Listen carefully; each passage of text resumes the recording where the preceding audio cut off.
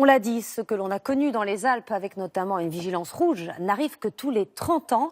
Bonsoir Nicolas Châteauneuf. Bonsoir. Pourquoi la situation est devenue aussi dangereuse ? Parce qu'il est tombé en fait énormément de neige en très peu de temps.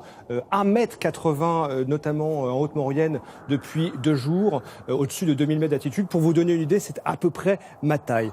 En détail, si on faisait un carottage, le voici, on verrait que cette énorme épaisseur de neige fraîche, en fait, s'est déposée sur une couche ancienne, plus solide, et que cette neige fraîche, cette poudreuse, en fait, n'a pas eu le temps en 48 heures de se solidifier, de s'agréger. Donc, elle est très instable. Ajoutez le vent, et bien, vous obtenez une masse énorme qui peut partir et glisser, décrocher à n'importe quel moment.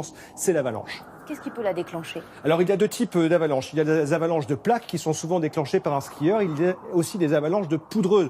Regardez, comme celle-ci au sommet de la montagne.